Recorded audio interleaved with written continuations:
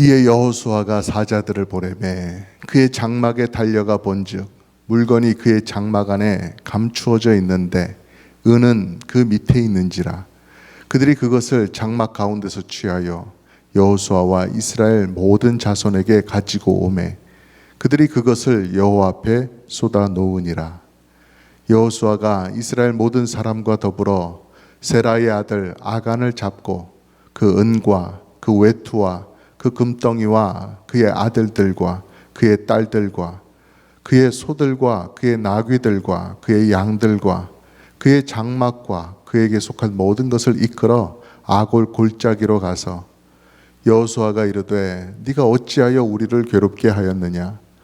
여호와께서 오늘 너를 괴롭게 하시리라 하니 온 이스라엘이 그를 돌로 치고 물건들도 돌로 치고 불사르고 그 위에 돌무더기를 크게 쌓았더니 오늘까지 있더라. 여호와께서 그의 맹렬한 진노를 그치시니 그러므로 그곳 이름을 오늘까지 아골 골짜기라 부르더라. 아멘. 지난주 말씀에서 보았습니다. 아이성 전투에서 이스라엘이 패퇴하였기에 모든 이스라엘 백성들의 마음이 착잡하였고 여호수아도 이것이 어찌된 일인가 궁금해서 하나님 앞에 여쭤보지 않을 수가 없었습니다. 근데 그럴 때에 하나님께서 말씀하여 주시기를 왜 너희들이 졌냐 하면 너희들이 여리고성에 들어갔을 때 그 하나님께 바친 물건 중에 일부를 훔쳐서 자기 것으로 만든 사람이 있다. 그렇게 가르쳐 주셨기 때문에 그 사람 물건을 가져간 사람 때문이다 라고 그렇게 가르쳐 주셨기 때문에 또한 하나님께서 지도하신 방법이었을 것입니다. 제비 뽑기를 통해서 그 사람이 누구인지를 찾아내는 그런 일을 했습니다. 그렇게 해서 했더니 아간이라고 하는 사람이 제비를 뽑게 되었고 그 사람이 이제 밝혀졌지요. 그 사람이 그 물건을 훔쳐간 사람으로 밝혀지게 되었습니다. 그리고 아간이 자기 입으로도 고백을 했어요. 내가 그 물건을 훔쳤노라고 자백도 했습니다. 그래서 사람들을 보내서 그의 장막을 이렇게 조사를 해봤더니 거기에 정말로 훔쳐간 물건들이 나오더라는 것입니다. 그것이 22절 23절의 말씀입니다. 그의 장막에 달려가 본즉 물건이 그의 장막 안에 감추어져 있는데 은은 그 밑에 있는지라. 그들이 그것을 장막 가운데서 취하여 여호수아와 이스라엘 모든 자손에게 가지고 오매 그들이 그것을 여호와 앞에 쏟아 놓았다라고 말씀하고 있습니다. 여러분, 증거물이 나온 것이에요. 악한 범죄를 저질렀는데 증인들은 없어요. 그러나 증거물이 나온 것입니다. 아이성 전투에서 이스라엘 백성이 진 이유가 하나님께서 깜빡이 잊고 아니면 하나님의 능력이 부족해서 이스라엘 백성을 돕지 않았기 때문에 이스라엘이 진 것이 아니라 바로 이것 때문에, 이 사람 때문에 우리가 지게 되었다 하는 것을 알게 되는 순간이라는 것입니다. 아이성 전투를 위해서 3,000여 명의 사람들을 보내고 이번에도 이기고 오겠지, 여리고 성도 우리가 점령했는데 아이성은 아무 문제도 아닐 거야, 금방 점령하고 돌아올 것이야 라고 기대하고 있었는데 막 혼비백산 막 놀래가지고 그래가지고 막 백성들이, 그 군사들이 도망쳐 오더라는 것입니다. 그런 모습을 보고 백성들이 하나님을 의심하는 그런 사람들도 있었을 것이에요. 하나님 앞에 그렇게 마음을 품은 사람들도 있었을 것입니다. 아니, 하나님 철석같이 이 땅을 우리에게 준다고 약속해놓고 이 결과가 이게 뭡니까? 하나님께서 도와주시겠다고 그렇게 말씀하셨는데 하나님의 도움이라고 하는 것은 이 여리고성 점령하는 것 이거 한 번뿐입니까? 이제는 하나님 도움 없이 우리끼리만 싸워야 되는 것입니까? 뭐 그런 생각하는 사람들도 많았을 것입니다. 하나님께서 그것이 아니다, 내가 너희를 안 도와줘서가 아니라 너희 중에 범죄한 사람이 있어서 그렇다. 하나님께 바쳐진 모든 물건 이어야 되는데 그것 가운데 너희가 가져간 사람이 있다.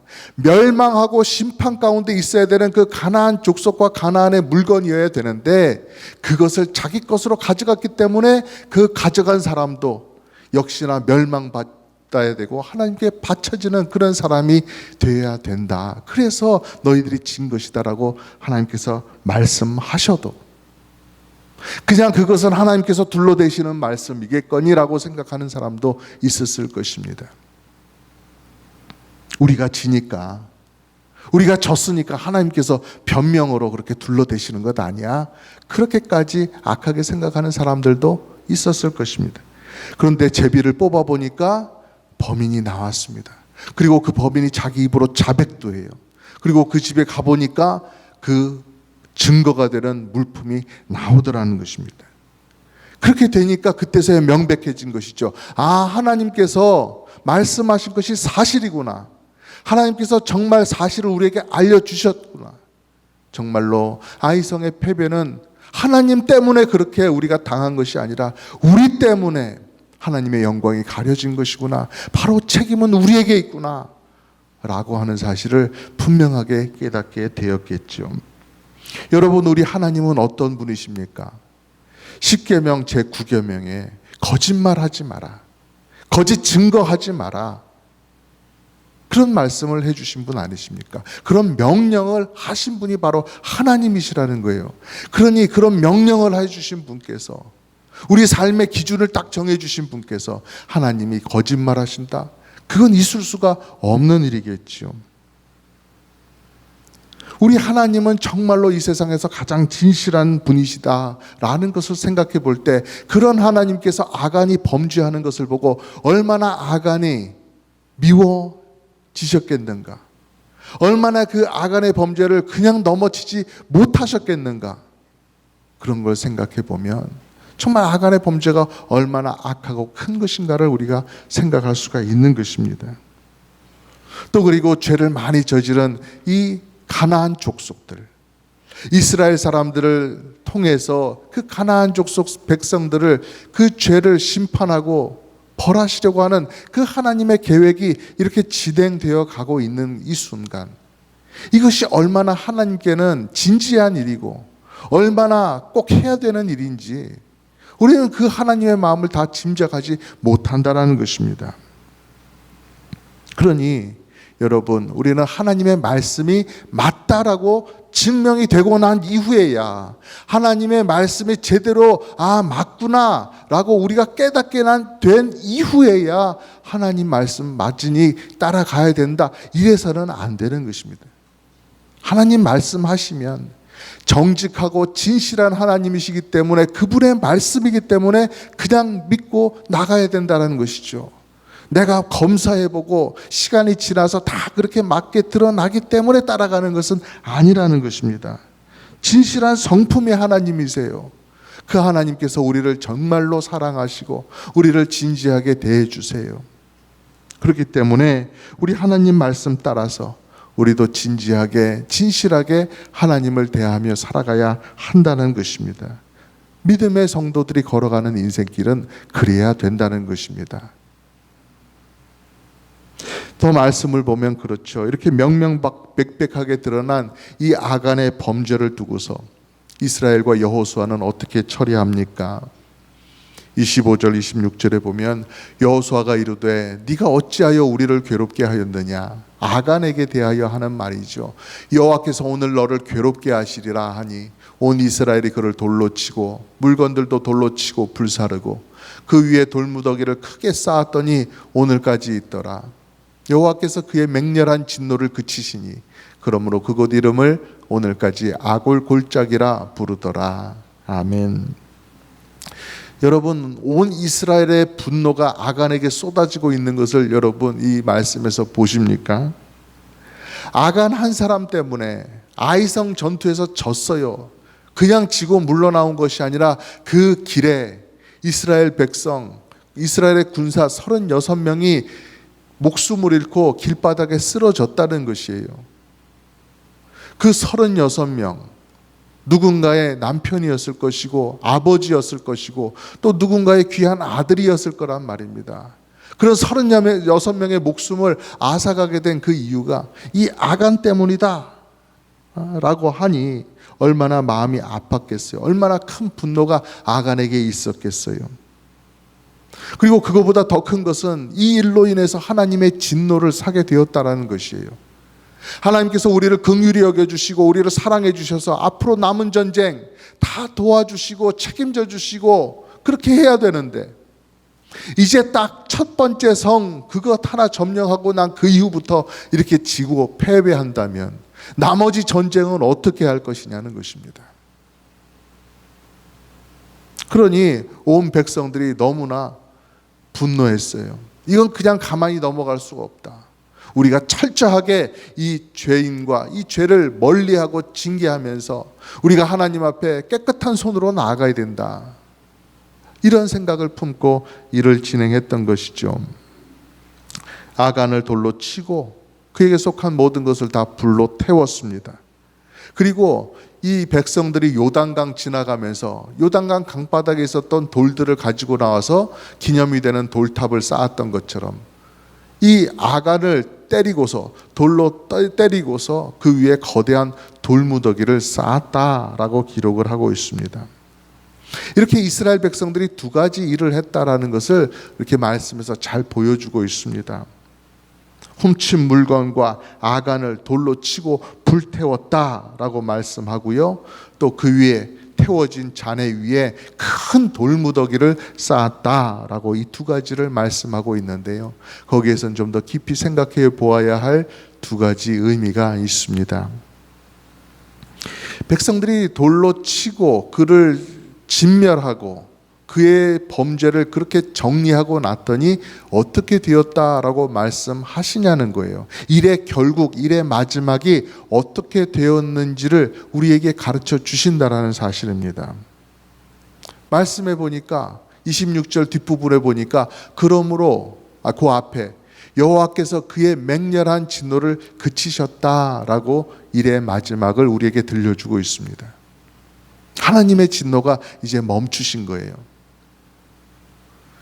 세상의 역사 같으면 이스라엘 백성들이 그렇게 아간을 처형했다 그러고 끝났겠지만, 이 성경은 또 우리 하나님께서는 그 일의 진짜 마지막이 무엇인지, 하나님께서 진노를 그치신 것까지가 정말 마지막이다, 거기까지 이르러야 되는데 거기까지 이르렀다라고 분명하게 말씀해 주고 있는 것입니다. 여러분, 우리는 하나님의 관계 속에서 살아가죠. 하나님과의 관계. 그런데 그 관계에서 중요한 것은 내가 아닙니다. 내가 더 중요한 것이 아니라 하나님이 더 중요한 분이시죠. 그렇기 때문에 우리가 이 땅을 살아가면서 내가 죄와 싸우고 내가 하나님을 위해서 어떠한 일로 땀을 흘리고 때로는 손해도 보고 뭐 여러 가지 일들을 감당하면서 살아가는데, 그 가운데 우리가 해야 될 말은 내가 이런 일을 이렇게 했습니다. 내가 이런 일들을 이렇게 하면서 내가 이렇게 힘들었습니다. 내가 무엇을 위해서 이렇게 기도했습니다. 라는 여기서 끝나는 것이 아니라는 사실입니다. 내가 무엇을 어떻게 했나 하는 그것으로 끝나는 것이 아니라 그 이후에 그럼 하나님께서는 어떻게 하셨습니다 라는 것까지 우리의 관심이 나가야 된다는 사실입니다. 하나님은 어떻게 응답하셨는지, 하나님께서 기도에 어떻게 응답하시고 하나님께서 어떻게 내가 한 일과 섬김을 통해서 영광을 받으셨는지까지 우리의 관심이 나가야 되는 것이죠. 그것이 우리의 인생에서 더 중요하다는 사실입니다. 그래야 내 인생의 주인, 내 삶의 주관자가 내가 아니라 내가 예수님을 믿음으로 해서 하나님으로 바뀌어졌다라는 그 사실을 우리가 점점 더 깨달으며 거기에 점점 더 맞춰진 삶을 살아갈 수 있게 되는 것입니다. 전에는 내가 결정하고 그랬으니 내가 후회는 없습니다.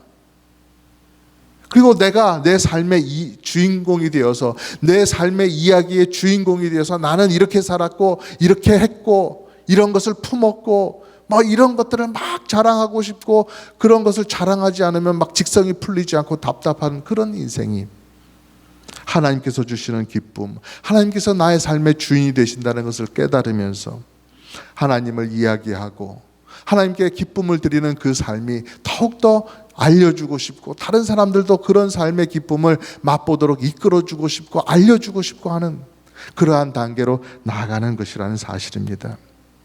우리에게도 이런 기쁨과 이런 거룩한 변화가 더 많이 일어나기를 간절히 바랍니다. 그리고 또 한 가지는요, 온 이스라엘이 아간을 함께 처단했다라고 하는 말씀을 하고 있는데요, 이것이 보통 일이 아니라는 것입니다. 아간이 중대한 죄를 저질렀으니 그에 상응하는 큰 벌을 받아 마땅하다, 이렇게 생각할 수 있으실 겁니다. 당연하지, 당연히 그런 결말을 맞아야 되고 이스라엘 백성들은 그렇게 해야지라고 하실 수도 있으실 것입니다. 오늘날은 어떤 세상입니까? 5살짜리 어린아이도 이렇게 막 셀폰을 들고 막 태블릿을 켜고 자기가 좋아하는 영상을 찾아보고 자기가 좋아하고 사고 싶은 것이 얼마인지 어디서 파는지 그런 것도 다 검색할 수 있는 그런 세상이 되었어요. 5살짜리 어린아이가 그러니 다른 사람들이 하도 말할 것도 없죠. 너무나 놀라운 일들을 너무나 손쉽게 해나가는 그러한 세상이 되었으니 이 사람들의 머리가 많이 깨어 있고, 그래서 사리 분별도 잘하고 합리적으로 판단해서 살아갈 것이라고 그렇게 우리는 생각하게 됩니다. 그렇지만 내게 유익이 될 것 같다, 아니면 내게 큰 손해가 될 것 같다 하면 검은 것도 희다고 말하고 흰 것도 검다고 말하는 사람들을 우리가 주변에서 참 많이 본다는 사실입니다. 너무나 명명백백한 사실이지만 내 손해가 걸려 있기 때문에, 나와 어떤 관계가 있는 사람이기 때문에 그게 뒤집어진다는 거예요. 이 당시 이스라엘 백성들도 당연히 사람들이었기 때문에, 우리와 똑같은 마음을 가진 사람들이었기 때문에 이렇게 막 이랬다 저랬다 바뀌어질 수 있었을 거라고 생각을 해요. 아간의 범죄가 드러났을 때 처음에는 대다수의 사람들이 그랬을 것입니다. 아니, 우리는 여리고성에서 아무것도 가지고 나온 게 없는데, 하나님 말씀 따라서 아무것도 손대지 못했는데, 아니 저 아간이라는 놈은 많이도 챙겼네. 금, 은, 거기다 외투까지. 이야, 나쁜 놈일세. 아간을 처형해라 하고 막 그랬을 거예요. 저런 나쁜 놈이 있나. 그런데 아간이 자백하고 아간의 장막에서 진짜 눈에 보이는 금과 은을 가지고 나오고 멋진 고급 외투도 다 가지고 나오더라는 것입니다. 그런 걸 볼 때 사람들의 마음이 이전에 아간처럼 막 그렇게 슥 바뀔 수도 있었을 거예요. 자기도 가지고 싶거든요. 그러니까 아간이 그랬어도 한 번만 봐주십시다. 그거 가지고 싶지 않은 사람 어디 있겠어요? 탐심 없는 사람이 어디 있습니까? 아니 그 광야에서 얼마나 없이 살고 얼마나 고생했으면은 막 그거 보는 순간에 그렇게 막 눈이 막 떠지고 해가지고 그렇게 자기도 모르게 챙겼을 것 아닙니까? 이해 좀 해주자고요. 그리고 큰 죄를 저질렀다고 해서 금이나 은 때문에 이 외투 때문에 고작 이런 것 때문에 아간이 목숨을 잃어야 되는 이런 거 맞습니까? 얼마나 사람의 생명이 소중합니까? 라고 하면서 아간을 쉴드를 쳐줄 수도 있었을 것이에요. 왜 그런 말을 해요? 자기도 갖고 싶으니까요. 아간이 괜찮아져야 자기도 그런 거를 마음껏 저지를 수 있으니까요. 하나님께 바친 건 무슨 바친 물건이야. 그냥 우리가 나눠서 가지면 되지. 그러면서 하나님께서 정한 기준을 흐트러뜨리려고 하는 사람들도 있었을 것입니다. 금과 은과 외투 앞에서 바로 직전에 우리가 아이성 전투에서 끔찍한 패배를 맛보았다는 사실을 까맣게 잊고 눈에 보이는 그 외투, 금, 은 그런 걸 바라보면서 우리도 금 갖고 은을 가지면 무엇을 살 수 있겠지, 나도 무언가를 가지고 누리며 살아갈 수 있겠지라고 그런 것을 막 기쁘게 생각해 보면서 괜찮지 않을까? 조금 갖는 것 괜찮지 않을까? 하나님께서 지금 진노하고 계시다는 그 사실을 간과하고 넘어갈 수도 있었을 거란 말씀입니다. 그 탐심 앞에서 아간이 무너졌는데 그 아간을 보면서도 자기들도 따라 무너져가지고 아간을 변명하고 오히려 여호수아를 비난하면서 그래서는 안 된다, 그렇게 막아설 사람들이 많이 있지 않았겠습니까? 하지만 다행스러운 점은 이스라엘 백성들이 그러지 않았다는 것입니다. 그들이 한 마음으로 아간의 죄를 처리를 했어요. 이렇게 성경은 우리의 인생 가운데서 일어날 수 있는 일을 우리에게 말씀해 주십니다. 우리로 생각해 하시는 것이죠. 우리로 오늘날의 신앙생활에서 어떻게 살아가야 함을 생각해 하고 바른 길을 정할 수 있게 도와주시는 것입니다.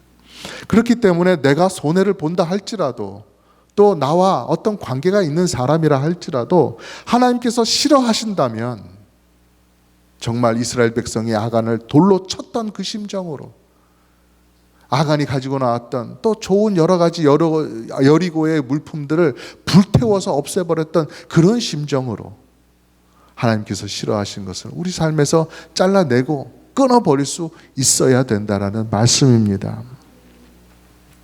하나님은 정직한 분이시고 선하신 분이십니다. 그래서 우리를 인도하실 때 언제나 선하게 의로운 곳으로 인도를 하십니다.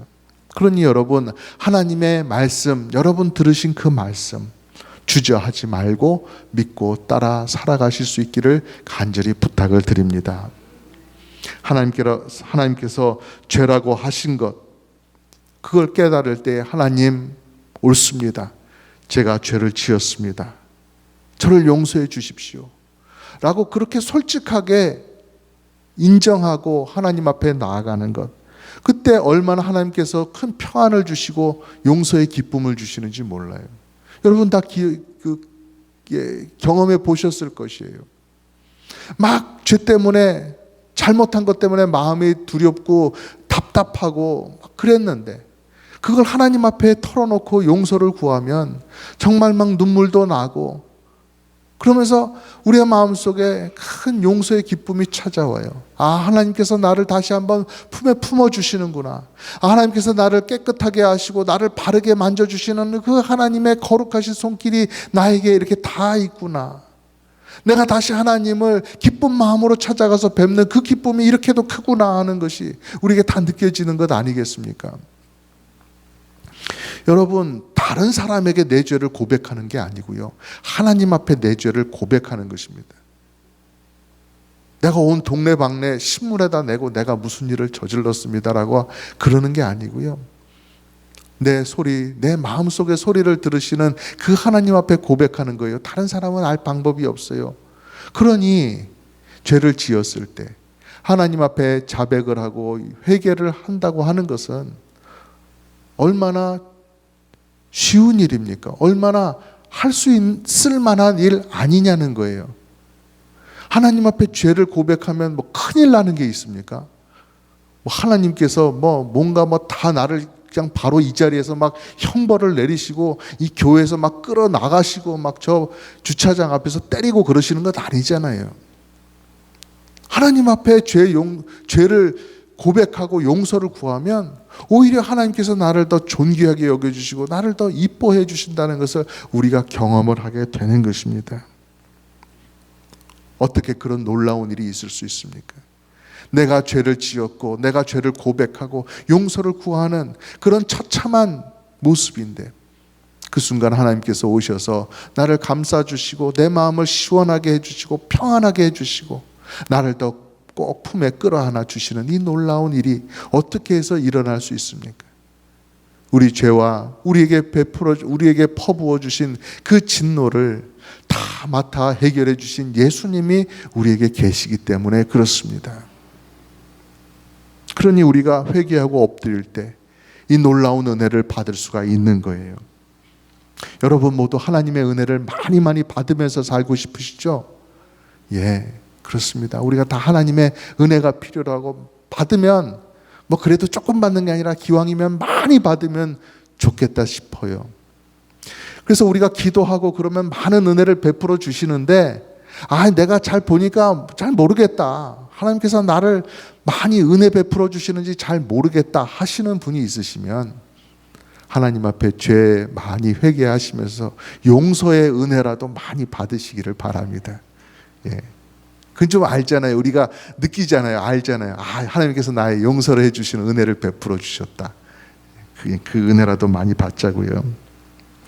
우리는 살아가면서 세상의 선과 악 사이에 또 죄와 의로움 사이에 여러 가지를 많이 분별하고 판단하면서 그렇게 살아갑니다. 그럴 때마다 오늘의 이 말씀 기억하시면서 하나님의 진실하심과 또 하나님께서 은혜를 베풀어 주신 것을 믿으면서 앞으로 나아가시기를 주님의 이름으로 축복하며 부탁드립니다. 기도하겠습니다. 하나님 아버지, 이 아간의 끔찍한 죄가 우리 가운데 다시